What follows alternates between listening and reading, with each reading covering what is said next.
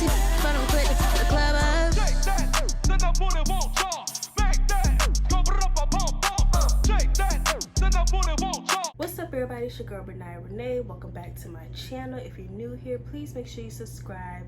It helps me out a lot and I would greatly appreciate it. So it was recommended that I react to Leigh-Anne from Little Mix Igtv video where she's talking about her racism experiences from Little Mix. So let's just get into it. Hi everyone, hope everyone is okay. I just kind of wanted to do a video with everything that's going on in the world right now. Firstly, I just want to send my condolences to George Floyd's family and all the other families that have lost someone due to police brutality and racism. So I've written some words down because I feel like when I speak about my experiences or race in general, I get really sad and I get upset and I can never really say everything that I want to say. So I feel like I've written it down and I just want to share this with you guys. So, okay. Last year, I decided to open up about being one of 4 girls in Little Mix and how my race imprinted my experiences. From that interview, some people sympathized, some said nothing, but one thing that I took from that experience is the world did not care enough about race. True. Since then, I have tried to use my platform to raise awareness of matters such as racism. At this moment, I feel for the first time in my life, racism is the topic of conversation. We have the world's attention. We cannot see this as a moment. This has to be a movement until the system designed to oppress us is no more, and we are seen as equals to our white counterparts. Period. This is not something that can happen overnight.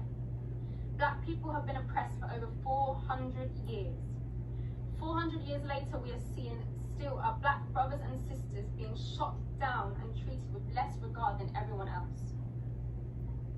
My parents are both mixed race. Both my grandfathers came to England with the Windrush generation and both married white women in a time where interracial relationships was extremely frowned upon. Growing up, me and my sisters never saw race being a limitation on what we wanted to achieve. Right. Because if our grandparents can raise mixed race children in the 60s, we could do anything. One thing we were doing was sleeping on racism. Too often, black people are reminded how far we have come as opposed to how far we can go. In doing this, we sleep on racism. Think about it. Do you ever hear white people having to be thankful about how far they have come as a race? Wow. There comes a point in every black human's life, no matter how much money you have or what you have achieved, you realize racism does not exclude you. 9 years ago, after joining Little Mix, I had the biggest awakening of my life.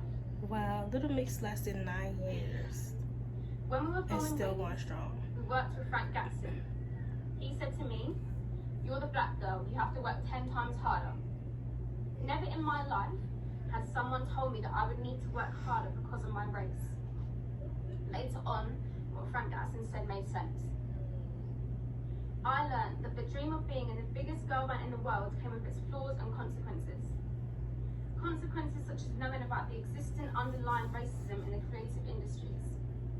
You learn to understand you can't be seen to be too loud or too opinionated, otherwise you're deemed a diva or aggressive. Right. You learn that by walking into a room, you are deemed unapproachable or offish before Right. anyone has even approached you. You learn that by voicing your opinion about the lack of diversity within the industry is like smashing your head against a brick wall. So at events, ceremonies, you learn to take great comfort from rare moments when you meet black creatives who understand this feeling or misplacement that you have inside. So for that moment, the dream is alive. And then just like that, reality hits you. My reality was feeling lonely while touring to predominantly white countries. Wow.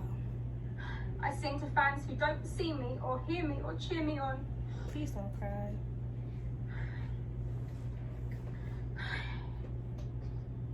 My reality is feeling anxious before fan events and silence because I always feel like I'm the least favoured. My reality is constantly feeling like I have to work 10 times harder and longer to mark my place in the group because my talent alone isn't enough. My reality is wanting to see other artists who I know are so talented but will never get opportunities opportunities I have had, because to the industry they are not marketable. But they will get behind someone else with the aspects of black culture the world wants to see, but leave behind the aspects they feel make them unmarketable.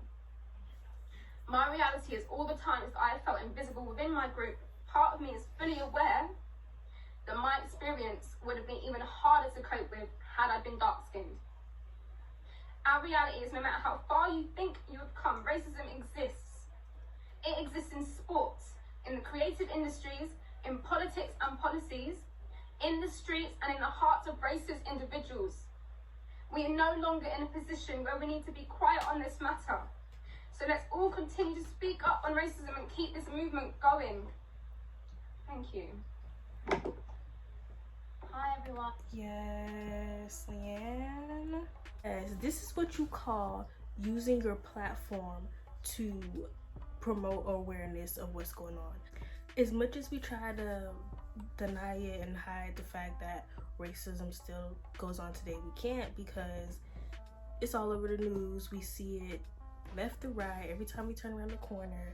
But like, I had a feeling that this was going on to her, but I just never really knew that it was that bad to the point where she was anxious to, you know, meet fans and stuff like that. But I had a feeling that this same thing was going on to Normani from Fifth Harmony, because like it was obvious, you know, especially like when there were meet and greets and stuff like that. But I just never seen it with Leigh-Anne.